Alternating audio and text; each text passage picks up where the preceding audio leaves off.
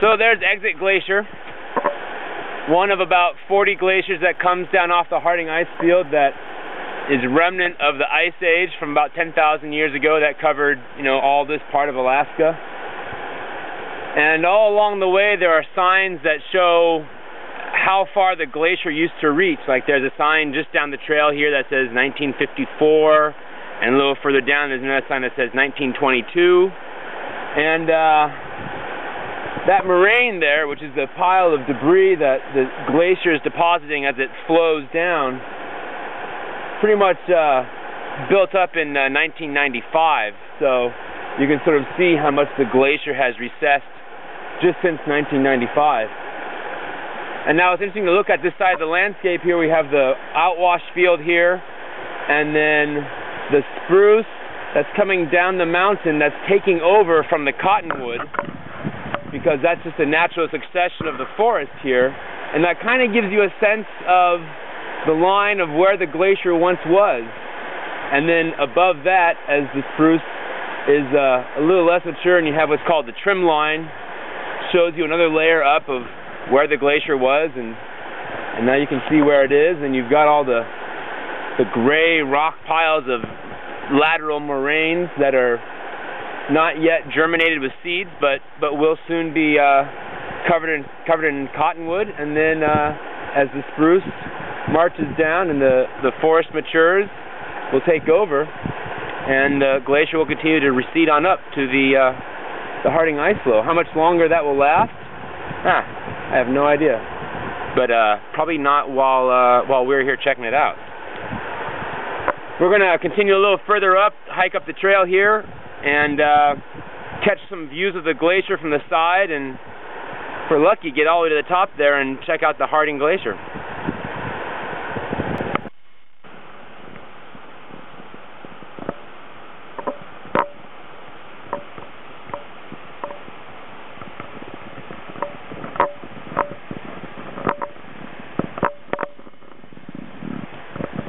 So we're about an hour into the hike, just taking it easy. The Exit Glacier is just on the other side of this, probably what was once a lateral moraine, now covered in trees. As you can see, we're starting to get into the spruce here. The cottonwood is kind of drifting down below us there. We're getting some really nice peaks coming out from the clouds, kind of drifting by. And there you can see the Harding ice field just kind of dripping over that ridge there. And then the Exit Glacier is right in this little, actually there's a bit of it right there, just kind of peeking through. And we've lost some of our sun. Rumor has it that a low pressure system is kind of working itself this way, so things might get a little wet, but it's the risk that we take.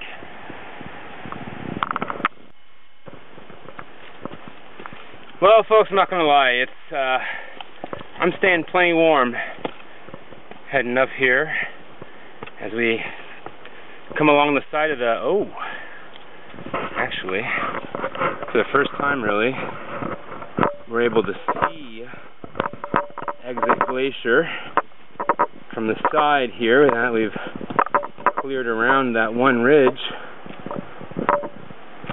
there it is, a lot of blue ice. And then the outflow down there, and the river beyond it.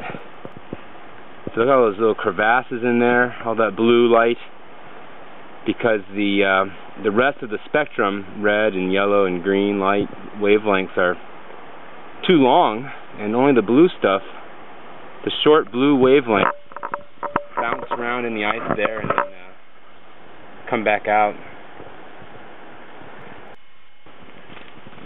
Well, the foliage is starting to, not really thin out, but it's getting shorter.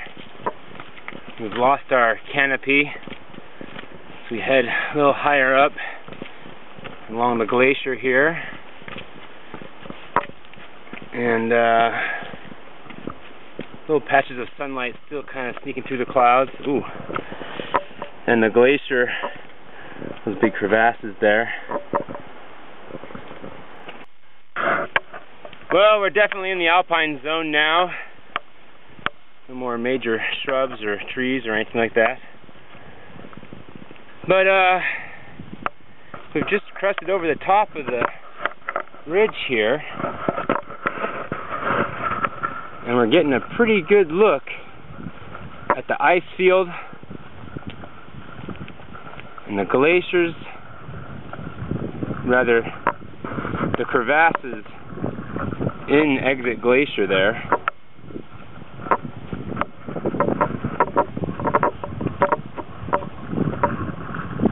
Amazing. So as the wind picks up, it's going to be hard for you to hear, but as the glacier flows down, the top side has to cover more distance than the bottom side, and so in order to compensate for that, it cracks on the top. That's how you get crevasses in some situations, in many situations. There's other ways for them to form. But look at that. Just that green, and then the white, and then the mountains all around. And we still got some more up to go. Probably not a whole lot more. But we're doing well with the light. Hopefully the stills I'm taking are turning out nicely. Onward and upward, I say.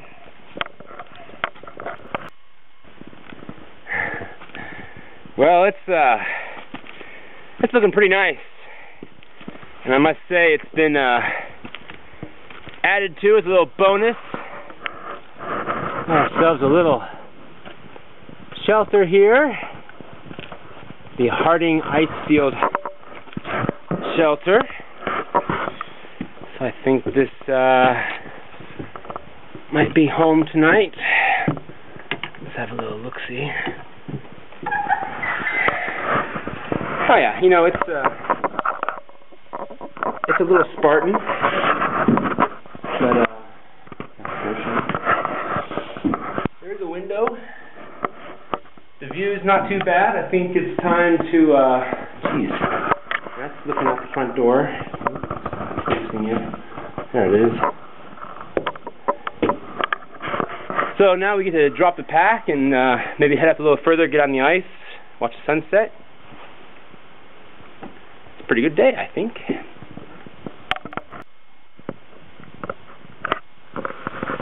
Yes, there we go. It's a little more me, I think. Got my stuff in there. Okay, so we've got a few more layers on. Trying to get cooler.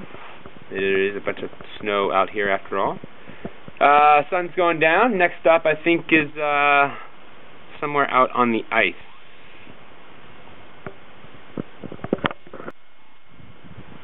Well, I think I found my spot here. Those guys look pretty good. The thing I forgot, though, was very much opposite to the equator. The sun takes forever to set here, which is good, because then you get a lot of good light, as opposed to when I was trying to get some pictures on Kilimanjaro, and the sunset was like a blink of an eye. But, so I probably have quite a bit more time than I had guesstimated.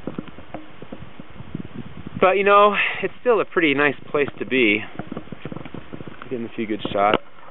I'm just always awed by the glaciers and the crevasses. And, you know, probably not going to get down onto the ice. It's a little ways down there. And it's all shadows. So once I got down there, I'd be not really a lot of light to work with. So we're gonna camp out up here for a little bit. Maybe walk back out again in a little bit. But this is not a bad place to be spending some time. I'll take it. Alaska. Well, it's true, folks. I got in bed. Still light out. But you know, I've got some reading material here. Read some more about where the next trip might be, and some water and a sandwich and a radio and boots and cozy sleeping bag. So, and you know, plenty of reading material on the walls here. So, no shortage of being entertained in this, in the ice shelter here. Oh, good morning. Wow. There you are. You've decided to unfreeze. The camera froze overnight. So, yeah, otherwise I would have shown you more of the sunrise, but that's what we've got left. It did pretty well. It had these beautiful reds as it was behind the mountain range there. And then just sort of peeked through between that cloud layer and the ridge line. And as you can see, there's quite a few clouds there, and quite a lot of those moved in last night. Ooh, the moon is just peeking through, just a crescent moon peeking through there. And actually, we've got a very, very, very light snow right now. Just like the most microscopic of flakes, and very far, very spaced apart from each other. But, you know, this morning I did do a run up the hill there and got some photos of the reds and what that was going on. As you can see here, I kind of wriggled my way out of the shelter there and sat here for the celestial dawn. As like I said, it takes forever for the sun to move around here this far north. We're at about 60 degrees north. And so just kind of watched there and waited, and then all of a sudden it was like, oh my gosh, I gotta move. So quickly jumped out of the sleeping bag and threw on some clothes and ran up the hill and got some photography. Unfortunately, it's not going to quite light up these guys here like I had hoped it would. But yeah, really, you know, not a bad place to wake up and be. So yeah, we'll probably just actually probably have a little breakfast and start packing up. The forecast is for rain today, so that would be snow up here probably, unless it's later and warmer. But it'd be nice to get down to the car before that hits. So, all right, we're going to get to it. We'll probably check in with you on the way down a little bit, but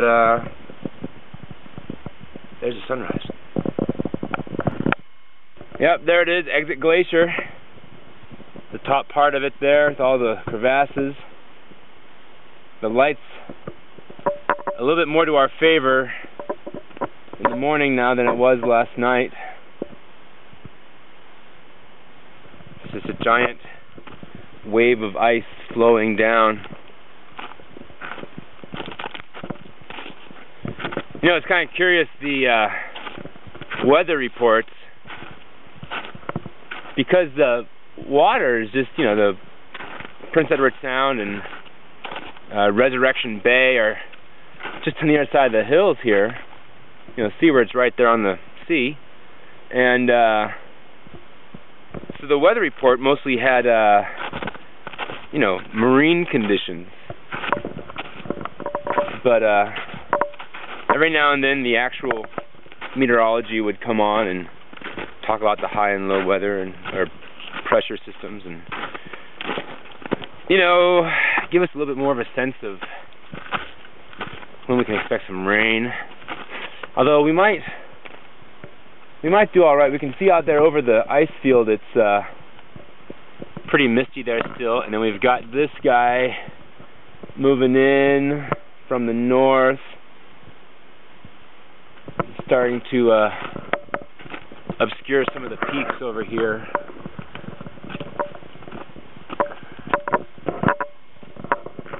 I can't tell where I'm aiming this camera.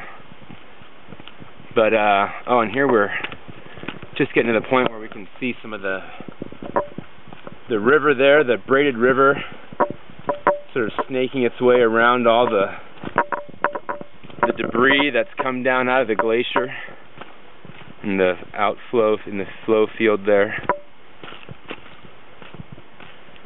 But man, I can't get over that glacier. Look at that, those crevasses are awesome.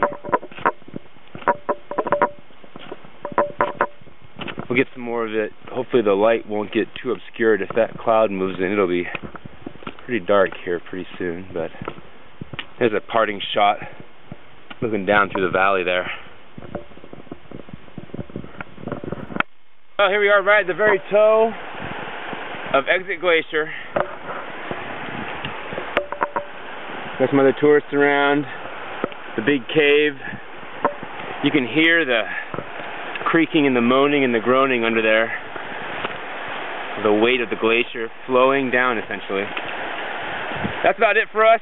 We now seen Exit Glacier from bottom to top to bottom again. Now it's time to try to walk across here without falling over. Till next time, we'll see you around.